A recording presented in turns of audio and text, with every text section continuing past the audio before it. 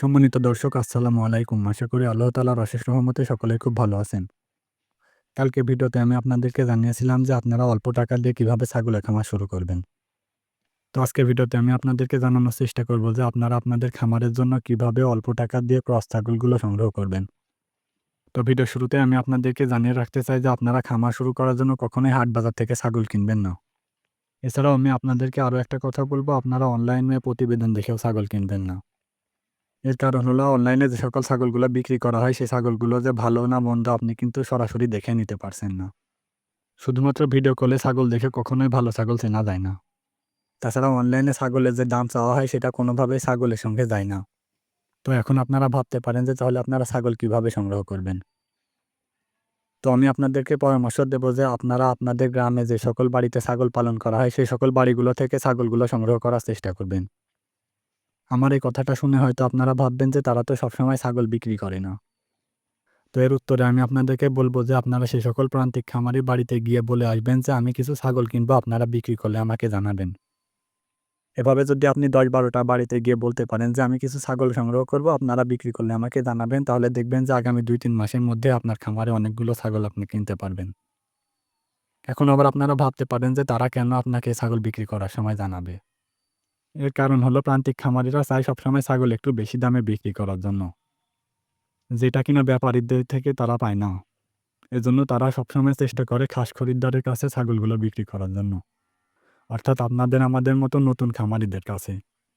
এর ফলে তারা ব্যাপারীদের বলা দাম থেকে কিছু টাকা বেশি পায়, আবার তাদের ছাগলগুলো ভালো হতে পারে। এজন্য আপনি যদি এভাবে ১০-১২টা বাড়িতে জানিয়ে আসতে পারেন তাহলে দেখবেন যে একে, একে তারা যখন ছাগল বিক্রি করবে আপনাকে তারা খবর দেবে। তখন আপনি তাদের বাড়িতে গিয়ে ছাগলগুলো ভালোভাবে দেখে শুনে কিনে আনতে পারবেন। যদিও হয়তোবা আপনার মনে হতে পারে যে ছাগলের দামগুলো স্বাভাবিকের তুলনায় বেশি নিচ্ছে, কিন্তু আপনারা এভাবে ছাগল কিনলে লাভবান হবেন। অনলাইনে যে সকল ট্রেডাররা ছাগল বিক্রি করেন এবং ব্যাপারীরা যে সকল ছাগলগুলো হাটে বিক্রি করেন তাদের ভালো মন্দের কোনো তফাৎ নেই। তারা শুধুমাত্র টাকার বিনিময়ে বেচতে পারলেই হলো।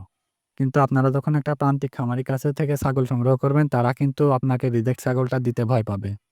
এর কারণ হলো যেহেতু আপনারা একই এলাকার লোক, তাহলে আপনাকে সে রিজেক্ট ছাগল দিলে আপনি কিছুদিনের মধ্যেই তার কাছে অভিযোগ জানাবেন। এর ফলে তারা চক্ষুর লজ্জা, ভয়ে এবং মানবতার খাতিরে আপনাকে কোনোভাবেই খারাপ ছাগল দেবে না। তো এরপর আসা যাক, আপনারা পাঁঠি ছাগল দিয়ে খামার শুরু করবেন নাকি মা ছাগল দিয়ে খামার শুরু করবেন?